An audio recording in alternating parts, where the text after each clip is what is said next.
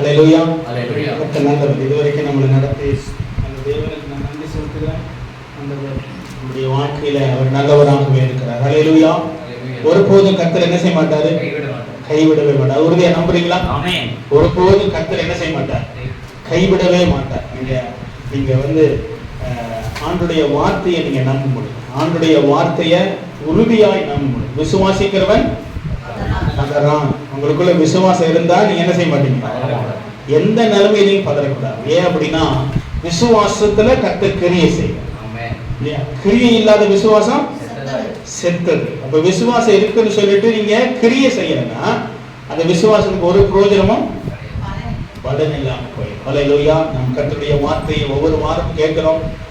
அந்த வார்த்தையை கேட்டுட்டு மட்டும் போகாம அதை செயல்படுகிறவர்களாய் நம்மளோடு அந்த வார்த்தையில நாம் நடக்கிறவர்களாய் சபையில நம்முடைய வாழ்க்கை மாறுகிறதா இருக்கு. நம்முடைய வாழ்க்கை மாறணும், மாறிக்கிட்டே இருக்கணும். 10 வருஷம் 10 வருஷம் அப்படியே இருந்தோம்னா நமக்குள்ள மிஸ்டேக் இருக்குன்னு அர்த்தம். அப்படியே இருக்கக்கூடாது.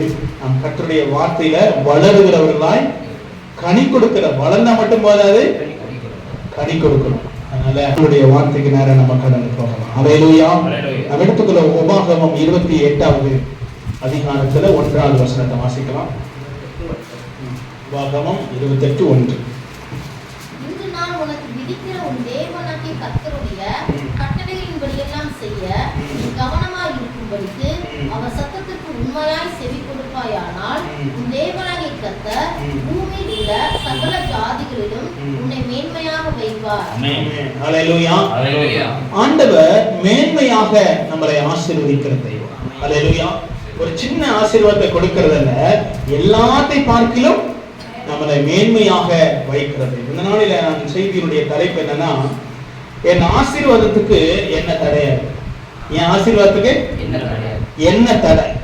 நான் ஆசீர்வாதம் இல்லாம இருக்கிறதுக்கு என்ன தடை? நான் ஆசீர்வதிக்கப்படுகிறதுக்கு என்ன வழி? இல்லையா? நம்ம ஆசீர்வதிக்கப்படுறதுக்கு ஒரு வழி வேணும் இல்லையா? இப்ப தடையை நம்ம உணர்கிறோம், நிறைய தடை இருக்குதுன்னு நம்ம உணர்கிறோம். அது ஒரு பக்கம் இருக்குது. ஆனா ஆசீர்வாதத்துக்கு ஒரு வழி நமக்கு என்ன செய்யணும்? ஒரு பாதை நமக்கு தெரியும். நம்ம பாதை தெரிஞ்சாதான் நம்ம என்ன செய்யப்படுவோம்?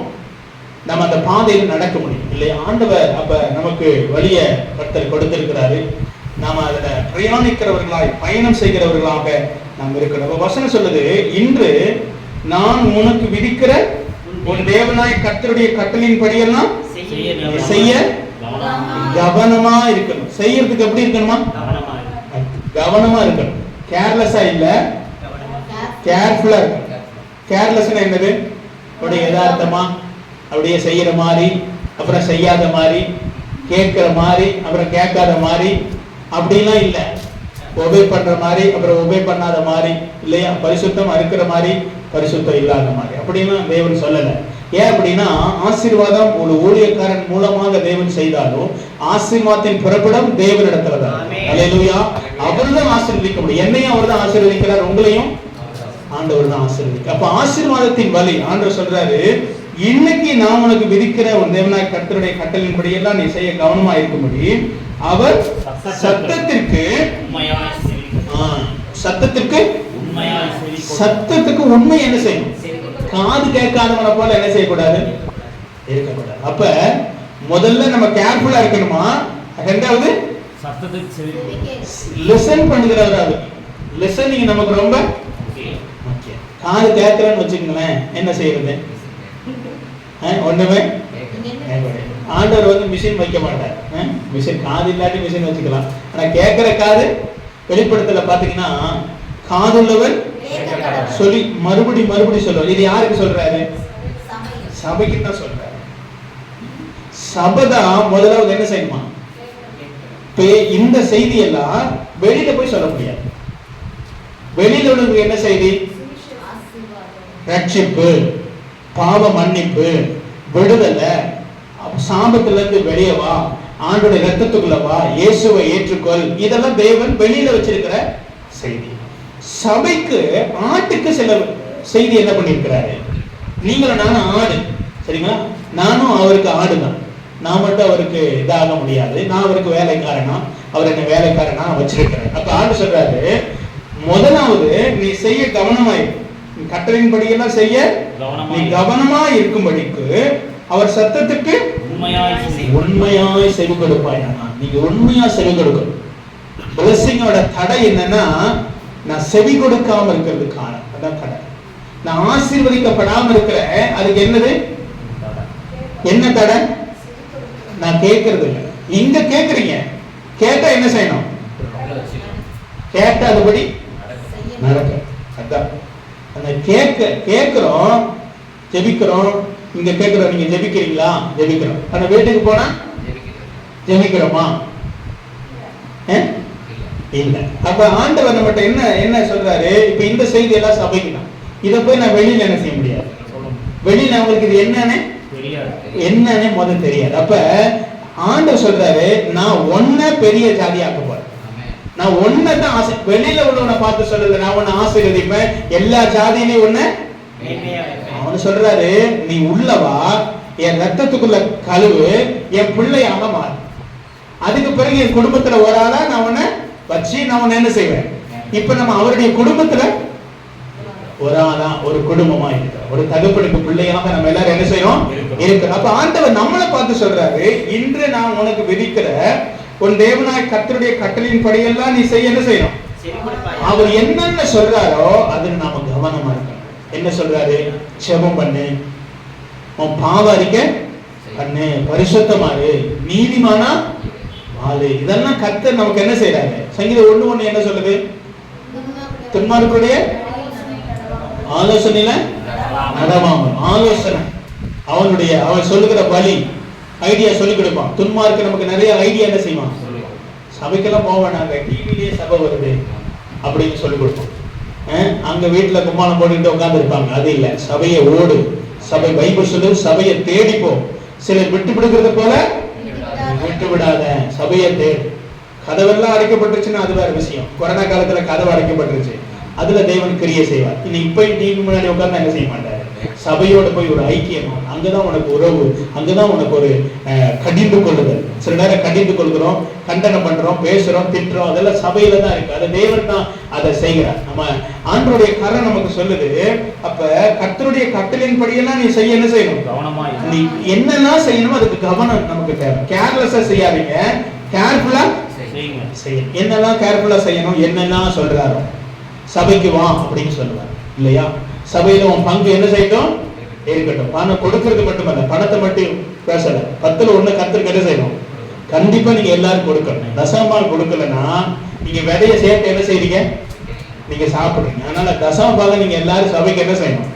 நானும் விதைக்கிறேன், நானும் விதைய என்ன செய்யறேன், என் தசமபாகத்தை நான் சபையில நான் விதைக்கிறேன். கர்த்தர் சொன்னது கிடையாது. அதுக்கு பிறகு இதுல இருந்து வருகிற ஊழியக்காரனை கொடுக்க சொல்லும் போது நான் கொடுக்குறேன். முதல்ல என் தசமபாகத்தை ஊழியத்துக்காரனை கொடுப்பேன். ஆண்டு சொன்னார், உன் சபையில விதை, அதனால இங்க விதைக்கிற, விதைச்சதுல தசமபாகத்தை ஊழியக்காரனுக்கு யார் கொடுக்க சொல்றாரோ கொடுக்குறேன். சபை அப்படித்தான். நீங்க யாருக்கா கொடுத்து விட்டுறாதீங்க. நீங்க எங்க விதைக்கணும், நீங்க இங்கதான் விதைக்கணும். உங்க விதை நிலை எது, இதுதான். இல்லாத இடத்துல இருக்கிற இடத்துலயே போய் மக்கள் என்ன செய்யறாங்க, அங்க விதைக்காதீங்க. அங்க அருமை தெரியும். இங்க நிறைய தேவைகள், பாடுகள், ஊழியத்துக்கு போறது என்ன செய்யுது, நீங்க எல்லாரும் கொடுக்கணும். தசமபாகம் என்ன செய்யணும், நீங்க எல்லாரும் கண்டிப்பா கொடுக்கணும். அதே போல எல்லாரும் ஜெபம் பண்ணணும். எல்லாரும் என்ன செய்யணும், ஜெபம் பண்ணணும். எதுக்காக, சபைக்காக, குடும்பத்துக்காக, ஊழியக்காரனுக்காக, எல்லாருக்காக நம்ம ஜெபிக்கணும். பரிசுத்தம், ஐக்கியம், வீட்டு ஜெபம் கூட்டம் வைக்கிறோம். ஒவ்வொரு ஜெபத்துல எல்லாம் என்ன செய்யணும், இதெல்லாம் சபையுடைய ஒழுங்கு. அப்பான்னு சொல்றாரு, நீ எனக்கு செய்ய என்ன செய்யணும், கவனமா இருக்கும்படி அவர் சத்தத்துக்கு உண்மையாய் செவி கொடுப்பாயானால். ஏனோ தானே செவி கொடுக்க கூடாதான், உண்மையாய் கொடுப்பாயானால். அவர் சொல்றாரு, உன் தேவனாய் கர்த்தர் பூமியிலுள்ள சகல ஜாதிகளிலும் மேன்மையாய் வைக்கிறதுக்கு என்னன்னா, நான் செவி கொடுக்கணும், நான் உண்மையா இருக்கணும், நான் கேர்ஃபுல்லா என்ன செய்யணும். ஒவ்வொரு நாளும் இந்த இடத்துல வந்து ஆராதனை பண்றோம், வெளியே போறோம், அடுத்த வாரம் வர்றோம், ஆராதனை பண்றோம், வெளியே போறோம், நம்ம சேஞ்ச் ஆகும். உண்மையா செவி கொடுத்தா என்ன ஆயிருமோ, சேஞ்ச் ஆயிரும். சேஞ்ச் ஆகியே தீரும். சேஞ்ச் ஆகாம இங்க ஆனாலும் இன்னொரு இடத்துல போய் ஒட்டிக்கிட்டாலும் அங்கேயும் என்ன செய்யணும், இதே வசனம் தான் அங்கேயும் போதிக்கப்படும். அங்கேயும் கர்த்தர் அங்க இருந்தாருன்னா இதே கடிந்து கொள்ளுதல் சபையில இருக்கும். கர்த்தர் இல்லாதே இருக்காரு, அது வேற விஷயம். ஆனா கர்த்தர் உண்மையா ஒரு சபையில இருந்தாருன்னா அங்கேயும் கடிந்து கொள்ளுவார், அங்கேயும் கண்டனம் பண்ணுவார், அங்கேயும் புத்தி சொல்லுவார், அங்கேயும் உங்களை சீர்திருத்துவார், அங்கே ரெண்டு அடியை என்ன செய்வாரு, அப்ப நேசிப்பார். எல்லாம் இருக்கும். எல்லாம் இருந்தது தானே ஒரு குடும்பம் இல்லையா. அப்ப சபை ஒரு குடும்பமாக இருக்குது. அவர் சொல்றாரு, அப்ப என்னுடைய ஆசீர்வாதத்துக்கு யாரு தடை அப்படின்னு சொல்ல நினைச்சுக்கிட்டு இருக்கோம். பாஸ்டர் என் ஆசீர்வாதமே வரல, எங்கேயோ பிசாசு என்ன செய்யும், என் ஆசீர்வாதத்தை புடிச்சுக்கிட்டு இருக்கிறோம் பாஸ்டர் அப்படின்னு. நேற்று ஒரு வீட்டுக்கு கூட்டிட்டு போனாங்க, ஜெபம் பண்ணோம். அவங்க சொன்னாங்க, இந்த வீட்டுல ஏதோ இருக்கு பாஸ்டர், அதனாலதான் மாறி மாறி எல்லாரும் பிரச்சனையை சந்திக்கிறோம். நான் போனேன், போய் ஜெபம் பண்ணேன், கடைசியில பார்த்தா அந்த வீட்டுல இல்லை. நான் சொன்னேன், வீட்டுல பிரச்சனை இல்லைங்க, அது உங்களுக்குள்ளதான் ஏதோ பிரச்சனை இருக்குது அப்படின்னு சொன்னேன் நான். அவன் அப்புறமேட்டு கதையை சொன்னா, அவங்களுக்குள்ளதான் அது பிரச்சனையே. அப்ப அவங்க என்ன நினைச்சிட்டு இருக்காங்க, ஒருத்தருக்கு ஒருத்தர் சரிப்படுத்தாம இந்த பிரச்சனைக்கு எங்க போட்டாங்க, இல்ல பிசாசு கிட்ட போட்டுட்டாங்க. சில பிரச்சனைகள் பிசாசு கிட்ட கிடையவே கிடையாது, சில பிரச்சனை என்கிட்ட தான் இருக்கு. நீங்க நம்புறீங்களா? சில பிரச்சனை என்கிட்ட தான், கீழ்ப்படியலைன்னா உங்க பிரச்சனை உங்ககிட்ட தான் இருக்கு. அப்ப நீங்க தான் அதை சரி பண்ணணும். பிசாசு தூரத்துல நிப்ப, நம்ம பேரை கேட்டாலே இவன் தப்பு செஞ்சுவிட்டு நம்மளையும் எப்ப பார்த்தாலும் என்ன செய்யலாம் சொல்லிக்கிட்டே இருக்கிற, நம்மளை கண்டாலும் என்ன செய்வான், தூரத்துல ஓடுவான். சில நேரங்கள்ல நம்ம ஆலோசிப்பாங்க, ராபோஜனத்துல பங்கு வருகிறோம், நம்மை நாமே நிதானித்தறிந்தால் நாம் நியாயந்திருக்கப்படும். நம்மை நாமே நிதானிக்கணும், ராபோஜனத்துல பங்கு பெறணும். நீங்க தப்பா பங்கு பெற, நீங்க ஒருத்தட்டியே போய் நான் ராபோஜனம் இருக்கும்போது என்ன பாவம் செஞ்ச, என்ன பண்ண, வேலைக்கு போ எடுக்காத அப்படின்னு என்ன செய்ய முடியாது, சொல்ல முடியாது. ஆனா உங்களை நீங்களே உணரணும். உங்களை நீங்களே தவறா இருந்தா எடுக்காதீங்க, ரிசல்ட் வெளியே வந்துடும். எப்படி சொல்லுங்க, வியாதி வரும். நீங்க தொடர்ந்து வியாதியில போறீங்க அப்படின்னா நீங்க ராபோஜனத்தை தப்பா கை வைக்கிறீங்கன்னு அர்த்தம். நீங்க கடன் பிரச்சனையில தவறா போறீங்கன்னா இங்க ஏதோ நடக்குதுன்னு அர்த்தம். கை வைக்காதீங்க. ஐயோ நான் எடுக்காம போயிட்டா பாஸ்டர் என்ன தப்பா நினைச்சு ஒதுக்கிறாங்க. இங்க தெரியாட்டியோ இங்க தெரிஞ்சிடும். நீங்க வியாதி அடிக்கடி வருது, அடிக்கடி நீங்க இது பண்றீங்க, அதெல்லாம் தெரியும். அப்ப நம்மை நாம என்ன செய்யணும், நிதானிக்கணும், உங்களை சரிப்படுத்தணும். அப்ப ஆசீர்வாதத்துக்கு யாரு தடை, நாமளே தான் தடை. இவ்வளவு தடவை பிசாசு பேர சொல்லிக்கிட்டு இருந்தான், பாஸ்டர் அவன் பார்த்து இது பண்ணிட்டான் பாஸ்டர், அவன் கண்ணு வச்சுட்டான் பாஸ்டர், அவன் முறைச்சு பார்த்தான் பாஸ்டர், இவன் இப்படி சொன்னான் பாஸ்டர். அப்படி இல்ல, ஆசீர்வாதத்துக்கு நான் கீழ்ப்படியாதனால, நான் உண்மையாய் செவி கொடுக்காதனால என் மேல என்ன வந்திருக்குது, ஆசீர்வாதம் தடையா இருக்குது. அதை நம்ம தெளிவா நம்ம உணரணும். அடுத்த வசனத்தை நீங்க வாசிங்க. நீ உன் தேவனாகிய கர்த்தரின் சத்தத்துக்கு செவி கொடுத்து இப்பொழுது சொல்லப்படும் ஆசீர்வாதங்கள் எல்லாம் உன்மேல் வந்து உனக்கு கிடைக்கும். இரண்டாவது ரிப்பீட் பண்றாரு. என்ன வேர்ட் ரிப்பீட் பண்றாரு? சத்தத்திற்கு செவி கொடுக்கும்போது. ஃபர்ஸ்டோட நிறுத்தி இருக்கலாம், செகண்ட் டைம் ரிப்பீட் ஆகுது. என்னது? செவி கொடு, செவி கொடு. அப்படி என்ன செவி கொடு? எத்தனை தடவை இந்த புல்பிட்ல நின்று சொன்னாலும் செவி கொடுக்காம இருக்காதீங்க, செவி கொடுங்க. நீங்க கொடுத்தீங்கன்னா எல்லாத்த காட்டிலும் நான் ஆசீர்வதிக்கப்படுவேன். நான் சொல்லல, பாஸ்டர் என்னத்தையோ எழுதி வந்து சொல்றாரு. ஆண்டுடைய சமூகத்துல எழுதி தேவன் வார்த்தையை கொடுத்தனால நான் உங்களுக்கு சொல்றேன் இல்லையா, என் குடும்பம் இந்த இடத்துல தான் உட்கார்ந்து. அதனால எல்லாருக்கும் செய்தி. முதல் செய்தி யாருக்கு? ஆண்டு இருந்து கொடுக்கும் போது முதல் வேர்டு யாருக்கு?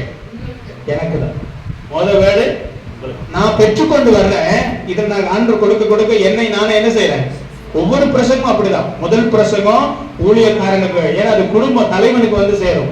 சபையை நடத்தும் போது சபை தலைவனுக்கு முதல் என்ன செய்யும், இல்ல பாஸ்டர் எழுதிட்டு வந்து நமக்கு தான் சொல்றாரு, முதல் தேவன் எனக்கு தான் சொல்றேன். நான் போய் சொல்ல முடியுமா அவர்கிட்ட, என்னாண்டவரை என்னைய பார்த்து நல்லாதான் இப்படி சொல்றீங்க? இல்ல, சபை நம்ம உணரும், நம்ம அதை சரிப்படுத்தும். நம்ம எல்லாரும் தவறுகிறவர்கள், நம்ம எல்லாரும் சோர்ந்து போகிறவங்க, நம்ம பலப்படணும், நம்ம வளரணும் அடிக்கடி. அப்ப ஆண்டுடைய வார்த்தை சொல்லுது, நீ உன் தேவனாய் கர்த்தரின் சத்தத்துக்கு செவி கொடுக்கும் போது இப்பொழுது சொல்லப்படும் ஆசீர்வாதங்கள் எல்லாம் உன்மேல் வந்து படி. ஆனா கீழே படிக்கும் போது ரொம்ப சந்தோஷம் உள்ளதுல இல்லைங்களா? 3ஆம் வசனத்தை வாசிங்க. நீ பட்டணத்திலும் ஆசீர்வதிக்கப்பட்டிருப்பாய். சொல்றாரு, நீ பட்டணத்துல. அப்ப இந்த ஆசீர்வாதம் எல்லாம் வரும்போது மனசு என்ன செய்யுது? ரொம்ப சந்தோஷம், ரொம்ப குளிர்ச்சி, ரொம்ப சந்தோஷம், உற்சாகம் எல்லாம் வந்துருது. ஆனா கீழே போக போக வேற ஒன்னையும் சொல்லுவாரு. அப்ப நமக்கு மனசு கஷ்டம். செவி கொடுத்தீங்களா, நீங்க உண்மையா செய்றீங்களா அப்படின்னா நமக்கு மனசுக்கு கஷ்டமாயிடுது. அது இருந்தாதான் இந்த பிளஸிங் என்ன செய்யும், அது நம்ம உணரும். மரத்தை வைக்கிறோம், தண்ணியே ஊத்துறோம்னா பிரயோஜனம் இல்ல. தண்ணியே ஊத்துறோம், மரம் வளருது, சந்தோஷப்படுறோம். அந்த மரம் வளர்ந்து என்ன செய்யணும், கனி கொடுக்கணும். கனி கொடுக்காது இந்த மரத்துக்கு ஒரு நீங்க சபை வளரணும், சபை கனி கொடுக்கிறதா இருக்கு. நான் உங்களோடு நடக்கும் பொழுது நீங்களும் கனி கொடுக்கிறதா இருக்கணும். மாஸ்டர் வராது, வந்து ஜெபிக்கிறார், ஒரு ஆசீர்வாதமே இல்லைன்னா என்ன அர்த்தம்? ஏன் மேல ஆமா, நானும் சரியா இருக்கணும். அப்ப உங்களுக்காக நான் ஜெபிச்சு வந்தாதான் அந்த ஜெபம் கர்த்தர் என்ன செய்வாரு. நான் ஒழுங்கா இருந்து ஜெபம் பண்ணாதான் ஏன் ஜெபம் உங்களுக்காக ஜெபிக்கிற ஜெபம் பரலோகத்துக்கு போகும். அதனால சரியான பாதையில நம்ம போகும் பொழுது அந்த சில செவி கொடு உண்மையாயிரு. ஹல்லேலூயா. நீங்க உண்மையா இருக்கணும், நம்ம செவி கொடுக்கிறதா இருக்கணும். யாத்திராகமம் 15:26 வாசிங்க. இன்னைக்கு எல்லாமே பழைய ஏற்பாட்டுக்கு தான் இருப்பேன், புதிய ஏற்பாட்டுக்கே நான் போறதில்லை. அதனால நம்ம அந்த வசனங்களை தியானிக்கலாம். யாத்திராகமம் 15:26. தேவனாகிய கர்த்தரின் சத்தத்தை கவனமாய் கேட்டு அவர் பார்வைக்கு செம்மையானவைகளை செய்து அவர் கட்டளைகளுக்கு செவி கொடுத்து அவருடைய நியமங்கள் யாவையும் கைக்கொண்டால் நான் எகிப்திற்கு வர பண்ணின வியாதிகளில் ஒன்றையும் உனக்கு வர பண்ணேன். நானே உன் பரிகளே கர்த்தர். ஹல்லேலூயா. வியாதி வராம இருக்கணும் இருந்தா என்ன செய்யணுமா? மறுபடி வாசிங்க. முதல் கவனமாய் கேட்டு நீ உன் தேவனாகிய கர்த்தரின் சத்தத்தை கவனமா கேட்டு அவர் பார்வைக்கு அவருடைய பார்வைக்கு நீங்க சரியா நடக்கணும். அவர் பார்வைக்கு செம்மையானதை எப்பொழுதும் ஆண்டவர் பார்த்து கொண்டுதான் இருக்கிறார். நம்ம எல்லாரும் என்ன செய்யறாரு? பார்த்து கொண்டே இருக்கிறார். அதுல நீங்க எந்த மாற்றம் இல்லைல்ல. ஆண்டவர்களை பார்த்துக்கிட்டே இருப்பார். அரக்கர்வை பூட்டி இரும்பு டோர் இரும்பு இதைய போட்டாலும் கர்த்தருக்கு கண்ணு என்ன செய்யும்? நல்லா தெரியும். அவருக்கு தெரியாமல ஒண்ணுமே போகவே போகாது. பாதாளத்துல படுக்கை போட்டாலும் ஆண்டவரே நீர் அங்கேயும் தாவீது அறிஞ்சு கொண்டார். ஆண்டவரே நான் பூமியின் கடையாந்தரத்துக்கு போனாலும் அங்கேயே நான் உங்களை பார்க்கிறேன். ஆண்டவரே நான் ரொம்ப தாழ்வெடுத்துக்கு போனாலும் இருக்கிறீங்க, மேல போனாலும் இருக்கிறீங்க, நரகத்துல இருக்கிறீங்க, எல்லாத்துல இருக்கிறீங்க, இருள் இருக்கிறீங்க, எல்லா இடத்திலும் தேவன் இருப்பார். ஹல்லேலூயா. அப்ப ஆண்டு சொல்றாரு, நீ கவனமா இரு, நீ உண்மையா இரு, நீ செவி கொடுத்தீங்கன்னா உனக்கு வியாதி என்ன செய்யாது? வராது. ஹல்லேலூயா. மறுபடி அந்த வசனத்தை இன்னொரு தடவை வாசிங்க. கவனமாய் கேட்டு அவர் பார்வைக்கு செம்மையானதை செய்து அவர் கட்டளைகளுக்கு செவி கொடுத்து அவருடைய நியமங்கள் யாவையும் கைக்கொண்டால். கட்டளைக்கு செம்மையா செய்யணும், கட்டளைக்கு செவி கொடுக்கணும், அவருடைய நியமங்கள் யாவையும் கைக்கொண்டு நான் எகிப்திற்கு வர பண்ணின வியாதியில் ஒன்றையும் உனக்கு வர பண்ணேன். வியாதி வராது நமக்கு. ஹல்லேலூயா. தேவையில்லாத வியாதி வராது. வியாதியே வராதுன்னு சொல்லுங்க. தேவையில்லாத வியாதிகள் ஒருபோது நமக்கு என்ன செய்யாது? பெரிய பெரிய செலவு, திடீர்னு செலவு, திடீர்னு போராட்டம். என்ன இருக்குன்னா நான் இன்னும் சத்தத்துக்கு செவி கொடுக்கல, அது என் மேல மிஸ்டேக். நீங்க செவி கொடுக்கும். எங்க கர்த்தர் என்கிட்ட பேசவே இல்லையே, நான் எப்படி செவி கொடுக்கறது அப்படின்னு கேட்டீங்கன்னா இங்க இருந்து வர்றதே சத்தம். ஊழியக்காரர் ஒவ்வொருத்தரையும் பேசுற எல்லாமே கர்த்தருடைய தேவையில்லாம ஒன்னையும் ஊழியக்காரன் பேசுறது இல்லை. அப்ப அந்த சத்தத்துக்கு நம்ம செவி கொடுக்கணும். சத்தத்துக்கு நம்ம செவி கொடுக்கணும். என்ன வராதான்? வியாதி வராது. தேவையில்லாத வியாதிகள், பண செலவு என்ன செய்யாது? விரயமா போகாது. அப்ப அதுக்கு என்ன காரணம்? நான் செவி கொடுக்காம இருக்கிறேன். அப்ப எதுல நான் செவி கொடுக்கல அப்படின்றத நம்ம பார்க்கணும். இப்ப நம்ம வண்டி ஓட்டிட்டு போறோம், டயர் பஞ்சர் ஆயிடுச்சு இல்லையா? டயர் பஞ்சர் ஆயிடுச்சு, 4 டயர் இருக்குது, டயர் பேக்ல பஞ்சர் ஆயிடுச்சு. நான் போய் முன்னாடி டயரை பார்த்துக்கிட்டு இருந்தேன்னா என்ன அர்த்தம்? டயர் பின்னாடி பஞ்சர், ஆனா நான் போய் முன்னாடி பார்த்தேன்னா என்ன அர்த்தம்? எனக்கு அதை கண்டுபிடிக்கக்கூடிய ஞானம் என்கிட்ட இல்லைன்னு அர்த்தம். அப்ப முன்னாடி என்ன டயர் நல்லா இருக்க அப்படின்னு சொல்லிட்டு திரும்ப ஓட்டுனீங்கன்னா அது மிஸ்டேக். அப்ப நம்ம கண்டுபிடிக்கணும் எங்க பிரச்சனை. அப்ப ஒவ்வொன்றுக்கும் ஒவ்வொரு பாட்டு தெய்வம் வச்சிருக்கிறார். இப்ப முதல்ல வாசித்தோம், சத்தத்துக்கு செவி கொடுக்கணும், எனக்கு உண்மையா இருக்கணும், அப்போ உன்னை ஆசீர்வதிப்பேன், ஆசீர்வாதத்துக்கு தடை இல்லாம இருக்கும். இப்ப இங்க வாசிக்கிறோம், உனக்கு வியாதி வராது. இங்கேயும் நம்ம சத்தத்தை என்ன செய்யணும்? கேட்கணும். அவர் பார்வைக்கு செம்மையானதை உங்களுடைய கிரியைகள் சரியானவைகளா என்ன செய்யணும்? இருக்கணும். இதெல்லாம் நடந்தீங்கன்னா உங்களுக்கு என்ன வராதான்? வியாதி வராது. அடுத்த வசனம் அதே 23 யாத்திராகமம் 23:22. நன்றாய் கேட்டு நான் சொல்வதையெல்லாம் செய்வாயாகில் நான் உன் சத்துக்களுக்கு சத்துருவாயும் உன் விரோதிகளுக்கு விரோதியாயும் இருப்பேன். ஆமென். ஹல்லேலூயா. ஹல்லேலூயா. இப்போ என்ன சொல்றாரு? ஒரு சத்துருவுக்கு சத்துருவா. உனக்கு ஒரு எதிரி இருக்கு, உனக்கு எதிரி இருந்துச்சுன்னா அதுக்கு நான் எதிரியா என்ன செய்வேன்? இருப்பேன். எதிரினா மனுஷனை நினைச்சுக்க கூடாது. கோபத்துல வச்சுக்கிட்டு அவன் எனக்கு எதிரி, அதனால அப்படியெல்லாம் செய்ய மாட்டார், அநியாயம் செய்ய மாட்டார் ஆண்டவர் ஒரு நாள். ஏன்னா பைபிள் சொல்லுது, பொறாமை உள்ளவன் மேல் எரிச்சல் ஆகாதே. தீவினை செய்கிறமே அவன் மேல கோபமா என்னமா நீ வச்சுக்கிட்ட, அவனை விட்டு விடு அப்படின்னு சொல்லுது. அப்ப அவர் அதுல எல்லாம் நம்ம செய்ய மாட்டா. எதிரியாய பிசாசு நமக்கு வருகிற போராட்டத்துல மறுபடியும் அந்த வேர்டை வாசிங்க. நீர் அவர் வாக்கை நல்லா கேட்டுக்கணும். கர்த்தருடைய சத்தத்தை என்ன செய்யணும், நல்லா கேட்கணும். நல்லா உள்ள என்ன செய்யணும், ரெக்கார்டை போட்டு என்ன செய்யணும், கேட்கணும். ஜோசப் சொன்னார், ஹெட்போனை போட்டு பாட்டு கேட்கிறேன் பாஸ்டர், பாடு. அதே போல வசனத்தை நல்லா என்ன செய்யணும், உள்ள கேட்கணும். உள்ள போக போக போக வசிங்க. நான் சொல்றதை எல்லாம் என்ன செய்யணும், அவர் சொல்றது என்ன சொல்லுவாரோ அதெல்லாம் என்ன செய்யணும், செய்யணும். நான் சொல்றதெல்லாம் நீ செஞ்சீனா, நீ நடந்தீனா, உன் சத்துருவாய் இருப்பேன், விரோதியா இருப்பேன், நான் மாறிடுவேன். உன்னோட எவனாவது போராட பிசாசு வர்றானா அதை நான் பார்த்துக்கிறேன். உனக்கு எதிராக வருகிற பிரச்சனை வருதா, உனக்கு ஒரு போராட்டம் வருதா, அந்த இடத்துல நான் என்ன செய்வேன், இருப்பேன். எப்ப இருப்பாரா, அந்த மாதம் மறுபடியும் வசிங்க. அவர் வாக்கை நன்றாய் கேட்டு, அவருடைய வாக்கை நன்றான்றதை எடுத்துட்டு என்ன செய்யக்கூடாது, சும்மா கேட்க கூடாது. எப்படி கேட்கணுமா, நல்லா கேட்கணும்னு என்ன அர்த்தம்,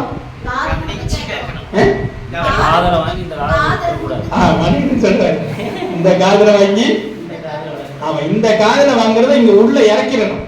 இருதயத்துக்கு என்ன செய்யணும், இருதயம் வாங்கிய பலகையில போட்டு எழுதுன்னு அழிச்சு என்ன செய்யணும் இல்லையே. அப்ப சில பேர் கேட்டுட்டு போகாதீங்க, எப்படி கேட்கணுமா, நல்லா கேளுங்க. நல்லா என்ன செய்யுங்க, ஜெபம் பண்ண சொன்னாரு, ஜெபித்து சோர்ந்து போகாத, எழும்பீரு நல்லா கேட்கணும். போய் தூங்கிட்டு இல்ல கர்த்தர் சொன்னாருங்க நான் தூங்கிட்டேன் பாஸ்டர் அப்படின்னு அது நன்றா கேட்கறது. நல்லா கேட்டா நம்ம என்ன செய்வோம், அதை செய்ய பழகிடுவோம். அப்ப நல்லா கேட்கறதுன்னா டெய்லி கேட்கணும். ஒரு தடவை கேட்கறது நல்லா கேட்கறது இல்ல, டெய்லி ரிப்பீட் ஆகிட்டே இருக்கணும். அதுதான் என்னது, நல்லா கேட்டா அதுக்கு நம்ம செயல்பட. சொல்லுங்க, வாசிங்க. நான் சொல்வதை எல்லாம் செய்வாராகி, நான் உன் சத்துருவுக்கு நான் நல்லா கேட்டுட்டு நான் சொல்றதெல்லாம் என்ன செய்யும், நீ செய்யாம இருந்துடாத. ஜெபம் பண்ணுங்கன்னு சொல்றோம், ஜெபம் பண்ணுறீங்களா எல்லாரும்? ஆமென். கொடுங்கன்னு சொல்றோம், கொடுக்குறீங்களா? அதெல்லாம் உங்க பங்கு. நான் அதுல போசா வந்தெல்லாம் நிக்க மாட்டேன். ஏன் அப்படின்னா அது கர்த்தர் உங்களை ஆசீர்வதிக்கிறது. நீங்க கொடுக்கறதுல நீங்க கொடுக்கணும். ஆனா நான் சொல்லிக்கிட்டே தான் இருப்பேன். ஏன் அப்படின்னா நான் சொல்லாம போனா பாருங்க, ஒரு சபையில ஒரு ஆப்பிரிக்கா தேசத்துல அமெரிக்காவில இருந்து ஒருத்தர் ஊழியத்துக்கு போனார். மிஷினரியா ஊழியத்துக்கு போனார். ஊழியத்துக்கு போகும்போது பாத்தீங்கன்னா மிஷினரியா போயிட்டாங்க. அங்க நிறைய ஏழை மக்கள். அப்ப ஏழை மக்கள் 2 பேரும் ஃப்ரெண்ட்ஸா படிச்சாங்க. ஒருத்தர் பிசினஸ்க்கு போயிட்டான், ஒருத்தர் மிஷினரியா போனேன்னு ஊழியத்துக்கு போயிட்டான். அப்ப 2 ஃப்ரெண்டு அவன் போய் ஒரு 10 வருஷம் ஆகுது, 7 வருஷம் ஆச்சு. 7 வருஷம் ஆகி ஊழியத்தை போய் பார்க்கும்போது இந்த ஃப்ரெண்டுக்கு ஒரு ஐடியா வந்துச்சான். என்ன, நம்ம ஃப்ரெண்டு ஒருத்தர் ஊழியத்துக்கு போனானே, அந்த சபையை என்ன செய்யலாம், போய் பார்க்கலாம், எப்படி ஆசீர்வதிக்கப்பட்டிருக்குது, 7 வருஷம் ஆகி போச்சு, நல்லா இருக்குமே அப்படின்னு நினைச்சிட்டு இவன் போனானா. அங்க போய் பார்த்தா சபை ரொம்ப மோசமா இருக்கிறான்.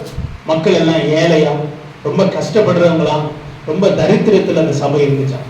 அப்ப இவர் பார்த்தாரா, என்னப்பா சபையெல்லாம் என்ன இப்படி சோர்ந்து போய் எல்லாம் இப்படி இருக்கிறாங்க. அப்ப அவர் சொன்னார், அவங்க ஊழியக்காரர் சொன்னாரா, அவங்க எல்லாம் பாவம், அவங்க கஷ்டப்படுறாங்க, அவங்க ரொம்ப கஷ்டத்துல இருக்கிறாங்க. அப்ப இவர் சொன்னாரா, ஏன் அவங்க கர்த்தருடைய வார்த்தையை கட்டி ஏன் கஷ்டப்படணும், கர்த்தர் நல்லவர், கர்த்தர் ஆசீர்வதிக்கிறவர், ஏன் இவங்க கர்த்தருடைய வார்த்தை இத்தனை வருஷமா கேட்டு இவங்க ஏன் இந்த நிலைமையில இருக்கிறாங்க. அப்ப அவர் சொன்னாரா, நீ அவங்களுக்கு கொடுக்கறத கற்றுக் கொடுத்தியான்னு கேட்டார். கொடுக்க சொல்லி போதிச்சியா, இல்ல இவங்க இந்த ஏழ்மை நிலைமையில இருக்கிறாங்க, அவங்க சர்ச்சைக்கு வர்றதே பெரிய விஷயம், அவங்க எப்படி அவங்கள்ட்ட போய் காசு கேட்கறது, எப்படி கர்த்தருக்கு கொடுங்கன்னு கர்த்தருக்கு கொடுங்கன்னு சொல்றது ஓ இறுதியா கேட்கிற, கர்த்தர் தானே சொன்னாரு, நீ கேளு, அவங்க கொடுக்கவை, அப்பொழுதுதான் அவங்க என்ன செய்வாங்க. அதனால இந்த வாரம் பிரசங்கம் நான் தான் பண்ணுவேன், அடுத்த வாரம் சொல்றாரா, இந்த வாரம் நீ பிரசங்கம் இல்ல நான் தான் பிரசங்கம் அப்படின்னு இவருக்கு தான் பயம், மக்கள் போயிடுவாங்களா, என்ன சொல்லுவாங்க ஏது சொல்லுவாங்கன்னு பயந்துகிட்டு இருந்தாரா.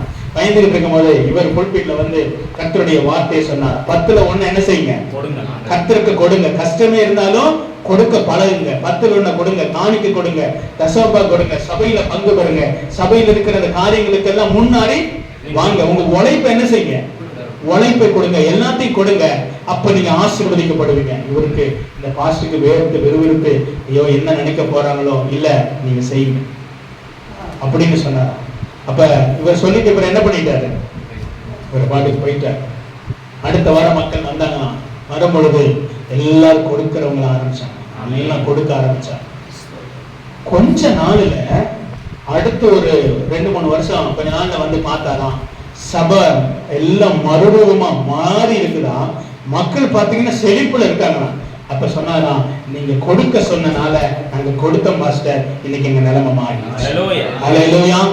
நீங்க கொடுக்க, நீங்க கொடுக்காம இருந்தீங்கன்னா ஆண்டவர் திரும்ப என்ன செய்ய மாட்டார் உங்களுக்கு. ஆண்டவர் கொடுக்கிறார் இல்லையா, கொடுக்கறனால நம்ம வாங்குறோம். ஆனா நீங்க என்ன செய்ய மாட்டீங்க, நீங்க கொடுக்க. நீங்க 10ல் 1 காணிக்க வேற, நீங்க அந்த சபைக்கு செய்றீங்க இல்லையா, இது வாங்குறது அது வாங்குறது, அந்த அது வேற.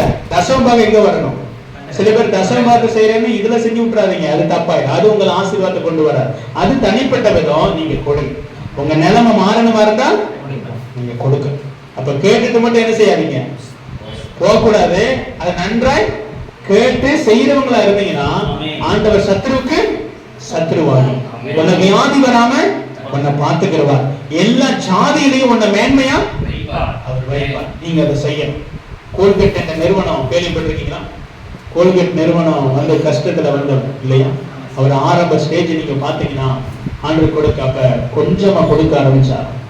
10ல் 1 கர்த்தர் சொன்னாரா, நான் கொடுக்கிறேன் ஆண்டவரே, இதை நீங்க ஆசீர்வதிப்பீங்களா? அந்த சொன்னாரா, நீ கொடு, இந்த உலகம் இது இந்த கோல்கேட்டை தெரியாத இடமே இருக்காதுன்னு சொன்னார். அவர் கொடுக்க ஆரம்பிச்சாரா. அப்ப கொடுக்க கொடுக்க கொடுக்க முதல் 10ல் 1 கொடுத்தாரா. இப்ப எப்படி தெரியுங்களா கொடுக்கிறாரு? இல்ல, 10ல் 1 அவர் எடுத்துக்கிட்டாரு, 9 கர்த்தர் கொடுக்கிறார். அல்லேலூயா. 9 இப்ப கர்த்தருக்கு போகுது. இப்ப கோல்கேட் இல்லாத நிறுவனமே இடமே சந்தேகமா. அப்ப தேவன் ஆசீர்வதிப்பார். அதை நீங்க நம்பணும். நீங்க விசுவாசிக்கிறீங்களா? நீங்க கொடுக்காம போயிட்டீங்கன்னா உங்களுக்குள்ள என்ன இல்ல, விசுவாசம் இல்ல. 10ல் 1 கொடுக்கணும். எதையோ ஒண்ணு கொடுக்காம இருக்காதீங்க. 10ல் 1 கொடுக்கணும். காணிக்க கொடுக்கணும். உங்களுடைய உழைப்பு கொடுக்கணும். எல்லாத்தையும் கொடுங்க, ஆண்டவர் ஆசீர்வதிப்பார். ஏன்னா அது கர்த்தருடைய வார்த்தை. நான் அதை விதைக்கிறேன், நான் அதுல தான் வாழ்றேன். நான் விதைக்கிறனாலதான் நான் சாப்பிடுறேன். விதைச்சீங்கன்னா வாழ்வோம். விதைக்கிறேன்னா உங்களுடைய பாருங்க, நீங்களா முன்னேறி வருகிறதுக்கும் தேவன் உங்களை முன்னேற்றத்துக்கு வித்தியாசமான பாதை என்ன செய்யுது இருக்குது. அதனால கொடுங்க, கர்த்தர் உங்களை ஆசீர்வதிப்பார். அதுக்கு பிறகு இன்னொரு வசனத்தை நம்ம வாசிக்கலாம். லேவியராகமம் 26 வாசிங்க. 26:3 வாசிங்க. நீங்கள் என் கட்டளைகளின்படி நடந்து என் கற்பனைகளை கைக்கொண்டு அவைகளின்படி செய்தால் நான் ஏற்ற காலத்தில் உங்களுக்கு மழையை பெய்ய பண்ணுவேன். பூமி தன் பலனையும் வெளியில் உள்ள மரங்கள் தன் கனியையும் கொடுக்கும். திராட்சை பழம் பறிக்கும் காலம் வரைக்கும் போரடிப்பு காலம் இருக்கும். விதைப்புக்கு காலம் வரைக்கும் திராட்சை பழம். அப்ப ஆண்டவர் சொல்றாரு, உன் காலத்துல எல்லாம் சரியா நடந்துட்டோம். எப்ப நடக்குமா? மறுபடியும் வாசிங்க. நீங்கள் என் கட்டளைகளின்படி நடந்து, நீங்க என் கட்டளையின்படி நடந்து என் கற்பனைகளை எல்லாம் கைக்கொள்ளணும். இங்கே பாத்தீங்கன்னா ரிப்பீட் பண்ணிட்டே இருக்கிறார் இல்லையா? நடங்க, கை கொள்ளுங்க, கேளுங்க, நன்றா கேளுங்க, எல்லாம் செவி கொடுங்க, மாறி மாறி ரிப்பீட் பண்ணிட்டே இருக்கிறார். ஏன் அப்படின்னா ஆண்டவருடைய சத்தத்தை நம்ம கேட்டுக்கணும். எல்லா விதத்துல என்ன செய்யணும்? அப்ப கேட்கும் பொழுது இங்க சொல்றாரு, ஏற்ற காலத்துல எல்லாமே நடக்க ஆரம்பிச்சிடும். மழை பெய்யும், பூமி தான் பலனை கொடுக்க ஆரம்பிச்சிடும், கனி கொடுக்கிற காலம் சரியான விதத்துல கனி கொடுக்க ஆரம்பிச்சிடும். எல்லாம் ஃப்ளோவாக தன் வேலை என்ன செய்யுமா? அப்ப நம்முடைய குடும்பத்துல, நம்முடைய வாழ்க்கையில ஃப்ளோவா நடக்கணும். நீங்க வளரணும், நீங்க மேல வரணும், புள்ள வளரணும், பிள்ளைங்க சந்ததி வளரணும், எல்லாம் வளரணுமா இருந்தா இப்ப நம்ம செவி கொடுக்கிறவங்களா கர்த்தருடைய சத்தத்துக்கு செவி கொடுக்கணும். செவி கொடுத்தீங்கன்னா நாம தான் முன்னேற்றத்துக்கும் ஆண்டவர் நம்மளை முன்னேற வைக்கிறதுக்கு ரொம்ப வித்தியாசம் இருக்குது. நாமலாம் முன்னேறினோம்னா தட்டி முட்டி முட்டி முட்டி மேல ஏறி என்ன செய்யணும்? நம்ம வந்து வயசு வர்றதுக்குள்ளால வயசாகி போயிடும். ஆனா ஆண்டவர் செஞ்சாருன்னா நம்ம நல்லா இருக்கிற காலத்துல ஆசீர்வாதத்தை ருசிக்கிற அளவுல, அதை அனுபவிக்கிற அளவுல நம்ம வைப்போம். அல்லேலூயா. எனக்கு சில இடத்துல சில பேர் தெரியும், அவங்க எல்லாம் வீடு கட்டி வாழலாம் நடை கஷ்டப்பட்டு கட்டுவாங்க. ஆனா வீடு கட்டி முடிக்கிறதுக்குள்ளார அவங்க உள்ள போக முடியாது. எத்தனையோ குடும்பம் ஆசீர்வாதத்தை என்ன செய்ய முடியல, சுதந்திரிக்க முடியல. அதுல வந்து அனுபவிக்க முடியல. நீங்க நானும் அனுபவிக்கணும். கர்த்தருடைய சத்தத்தை செவி கொடுத்து அதுல நடந்தீங்கன்னா ஆசீர்வாதம். பாருங்க அந்த வசனத்தை மறுபடியும் இன்னொரு வாசிங்க. நீங்கள் என் கட்டளைகளின்படி நடந்து நீங்க என் கட்டளையின்படி நடந்து என் கற்பனைகளை கைக்கொண்டு என் கற்பனையை நீங்க கை கொண்டீங்கன்னா அவைகளின்படி செய்தால் நான் ஏற்ற காலத்திலே உங்களுக்கு ஏற்ற காலத்துல என்ன செய்வாராம்? மழையை பெய்வாராம். பூமி தன் பலனை வெளியுள்ள மரங்களை தன் கனியை கொடுக்கும். ஏற்ற காலத்துல பூமி மழை பெய்யும், பூமி தன் பலனை கொடுக்கும், கனி என்ன செய்யும்? அப்ப உங்க நிலத்துல மழை பெய்யும், உங்க நிலத்துல கனி என்ன செய்யணும்? வரணும். உங்களுடைய நிலம் மல்டிபிளை ஏற்ற காலத்துல உங்க ஆவிக்குரிய அந்த நிலம் வாழ்க்கை மாறணும். ஏன்னா இது தேவனுடைய வார்த்தை நிச்சயமானது. அதனாலதான் நான் ஆரம்பத்திலே கேட்டேன், நீங்க விசுவாசிக்கிறீங்களா? அல்லேலூயா. விசுவாசிச்சீங்கன்னா நடக்கும், விசுவாசிக்காட்டி விசுவாசிக்க. இதெல்லாம் யாருக்கு சொல்றாருன்னா சபைக்குள்ளார சொல்றாரு, சபையை பார்த்து தான் சொல்றாரு, சபை ஜனங்களை பார்த்து அவர் சொல்றாரு நீங்க எதெல்லாம் செய்யணும் அப்படின்னு தான் அவர் சொல்லுகிறார். இன்னொரு வசனத்தை கூட நான் வாசிக்கலாம். உபாகமம் 7:12 வாசிங்க.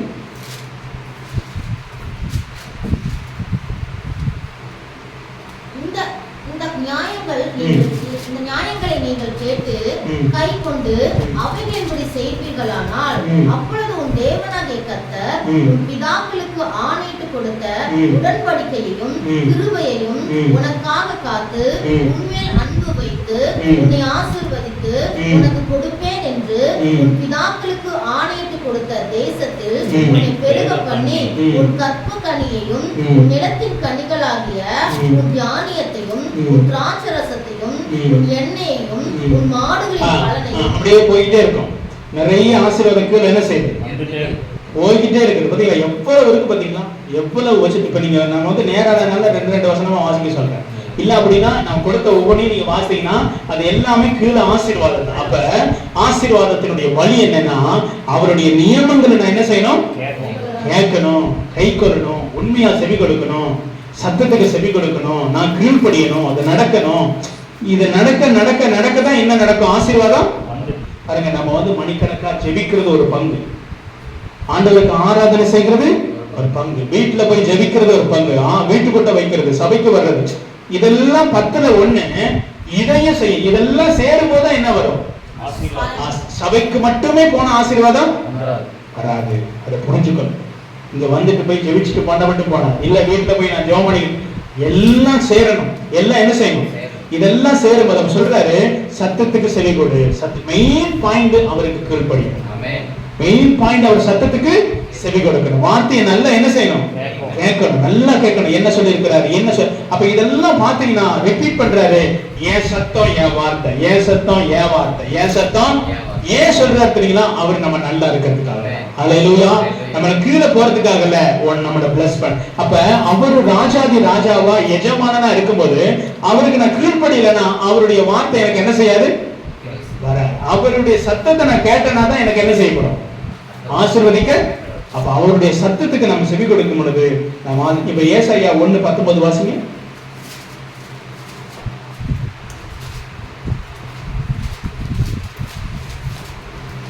நீங்கள் மனம் பொருந்தி செவி கொடுத்தால் தேசத்தின் நன்மையை புசிப்பீர்கள். நீங்க மனம் பொருந்தி செவி கொடுத்தால்.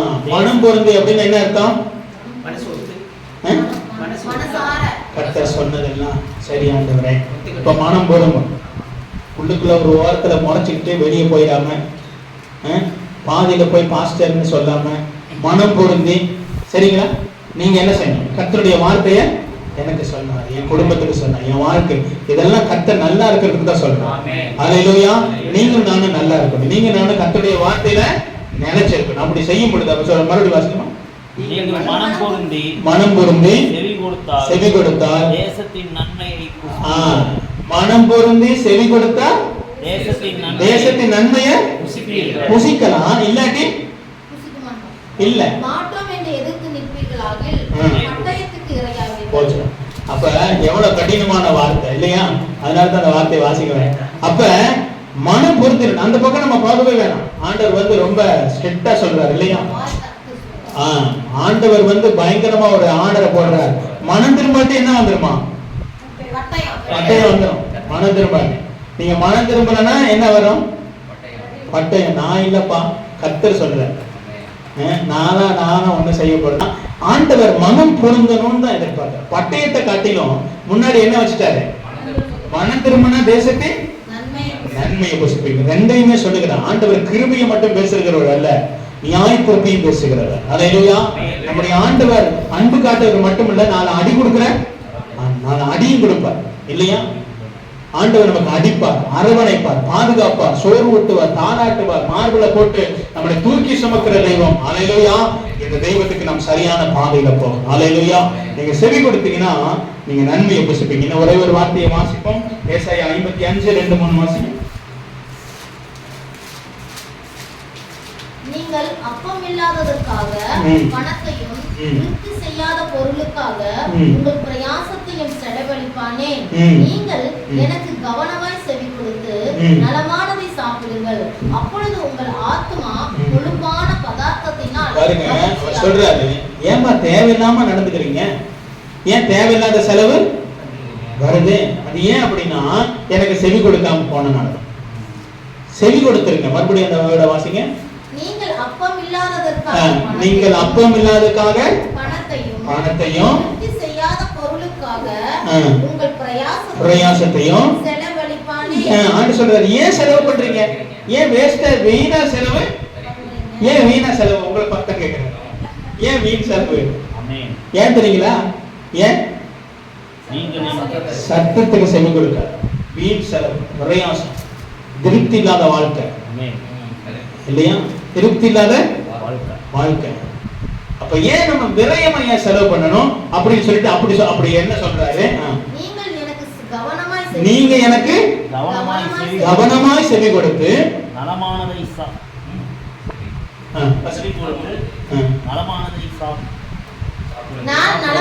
சாப்பிடுங்கள், அப்பொழுது உங்கள் ஆத்துமா கொழுப்பான பதார்த்தத்தினால். பாருங்க, எனக்கு செவி கொடுத்தீங்கன்னா என்ன நடக்குமா? ஆத்துமா எனக்கு செவி கொடுத்தீங்கன்னா நலமானதை சாப்பிட்டோம்னா என்ன வந்துருமா? ஸ்ட்ரென்த் இல்லையா? நமக்கு என்ன பண்ணிடும்? ஆமா, நலமானதை சாப்பிடணும்னா என்ன செய்யணும்? செவி கொடுக்கணும். இல்லாட்டி நான் வருத்தமான அப்பத்தை சாப்பிட முடியாது. விலைகரையும் கொடுத்து வீணா செலவு, வீணா பிரயாசம், திருப்தி இல்லாத வாழ்க்கை. என்ன இப்படி போகுது? என்ன இப்படி செலவாகுது? என்ன இப்படி நிக்குது? அப்ப சாப்பிட்டாலும் வயிறு நிறைய, திருப்தி இல்லாத வாழ்க்கை. சொல்ற, செவி கொடுப்பா, நான் உனக்கு நலமானதை புசிக்கப்படுவேன். நீ திருப்தியாக நீ கொடுத்த கன்றுகளை போல நீங்க வளர்வீங்க. ஹல்லேலூயா. நீதியின் சூரியன் உங்க மேல என்ன செய்யணும்? உதிக்கணும். நீதியின் சூரியனா இயேசு கிறிஸ்து உதிச்சிக்கினா நாம் கொடுத்த கன்றுகளை போல என்ன செய்வோம்? வளருவோம். ஹல்லேலூயா. நீங்க ஒண்ணே சத்தத்துக்கு செவி கொடுக்கணும், கீழ்ப்படியணும், உண்மையா இருக்கணும். இதெல்லாம் நீங்க செய்வீங்களா? எனக்காக இல்ல, கர்த்தருக்காக நீங்க செய்யணும். அவர் உங்களை ஆசீர்வதிப்பார். ஹல்லேலூயா. அப்ப நான் உங்களை வாட்ச் பண்ணி பார்ப்பேன் எப்படி அதனால பண்ணிக்கிட்டு இருக்கிற. ஏன் இந்த செய்தி கர்த்தருடைய சமூகத்துல நீங்க கனி கொடுக்கிறவங்களா, இன்னும் மாறுறவங்களா, இந்த சபை மாறணும், நீங்க ஆசீர்வதிக்கப்படணும், உங்க நிலைமையெல்லாம் மாறணும். ஹல்லேலூயா. இந்த ஒரே ஒரு வசனம், ஏசாயா 3:10 வாசிங்க.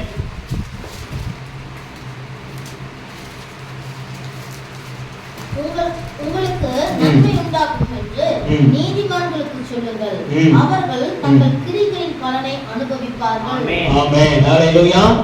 உங்களுக்கு நன்மை உண்டாகும் என்று நீதிமானுக்கு சொல்லுங்க. ஹல்லேலூயா. நீங்க நீதிமானா? ஆமென். ஹல்லேலூயா. அப்ப ஆண்டவர் சொல்றார், உங்களுக்கு என்ன வரும்? நன்மை வரும். ஹல்லேலூயா. நீங்க விசுவாசிங்க. நீதிமானா இருந்தா கர்த்தர் நம்மளை ஆசீர்வதிப்பார். ஹல்லேலூயா. நீங்க கர்த்தருடைய இரத்தத்தினால கழுவப்படும் பொழுது நம்ம எல்லாரும் என்னவா இருக்கிறோம்? நீதிமானா இருக்கிறோம். நீதிமானை கர்த்தர் என்ன செய்வாரு? ஆசீர்வதிப்பார். பாவியா மாறிடாதீங்க. பாவம் செய்யும் பொழுது நாம் பாவியா மாறிடுவோம். செவி கொடுக்காத பொழுது நாம் தவறா போயிடுவோம். உண்மையா செவி கொடுக்கணும், நல்லா கேட்கணும், சத்தத்தை கீழ்ப்படியணும். ஆண்டவர் அப்ப இந்த கொடுக்கிற வார்த்தை, என் ஆசீர்வாதத்துக்கு என்ன தவிர என் ஆசீர்வாதத்துக்கு என்ன வழி? என்ன வழி? அவருடைய கீழ்ப்படியணும், செவி கொடுக்கணும், உண்மையா இருக்கணும், கை கொள்ளணும். ஹல்லேலூயா. அவ்வளவுதான். செவி கொடு, செவி கொடு, செவி கொடு. உண்மையா இரு, உண்மையா இரு. உண்மையான சத்தத்துக்கு செவி கொடு. இதை செஞ்சோம்னா அப்ப நான் செவி கொடுக்காம இருக்கிறதும் கீழ்ப்படியாம தான் என் ஆசீர்வாதத்துக்கு தடையா இருக்கு. அப்ப ஆசீர்வாதத்துக்கு யாரு தடை? நான் தான் தடை. நீங்க சொல்லுங்க, என் ஆசீர்வாதத்துக்கு நான் தான் தடை. நீங்க கொடுக்கிறேன்னா உங்க ஆசீர்வாதத்துக்கு நான் தான் தரேன். நீங்க தான் தர. நீங்க ஜெபிக்கிறது உங்க ஆசீர்வாதத்துக்கு நீங்க தான் தர. ஐக்கியமா இருக்கணும். ஐக்கியமே வேணாம்னு போயிடாதீங்க. ரிலேஷன்ஷிப் ரொம்ப முக்கியம். ஊழியக்காரனோட சபையோடு ஒரு உறவோடு நிக்கிற நேரத்துல அப்ப தேவனோட ஒரு ஐக்கியம் எல்லாமே சேரணும். ஆராதனை நேரத்துல வந்து பங்கு பெறுகிறது அதெல்லாம் ரொம்ப முக்கியம். ஏன் அப்படின்னா ஏன் ஒரு நேரத்துல வர சொல்றேன் பத்து கொஞ்சம் முன்னாடினா அந்த ஆரம்பத்துல இருந்து போகும்பொழுது அந்த பிரசனம் சரியான விதத்துல என்ன செய்யும். பாதியில வந்தீங்கன்னா பாதி தான் கிடைக்கும். முழுசா நம்ம பெற்றுக்கொண்டு போகணும். கர்த்தருடைய ஆசீர்வாதம். ஹல்லேலூயா. கர்த்தரை கூடி நம்ம செபிக்கலாம். ஆண்டவர் கேட்ட வார்த்தையின் பிரகாரம் ஆண்டவருடைய கரத்துல ஒப்பு கொடுக்கலாம். பரிசுத்தமுள்ள ஆண்டவரே, என்னுடைய ஆண்டவரே, இந்த நாளில உடைய வார்த்தைகளை சமமாக எங்களுக்கு நீங்க தெரியப்படுத்திருக்கிறீங்கப்பா. அந்த வார்த்தையை நாங்க நன்றாய் கேட்டு அதன்படி நாங்க நடக்கிறவங்களா நீங்க வாழ்க்கையை மாத்துங்கப்பா.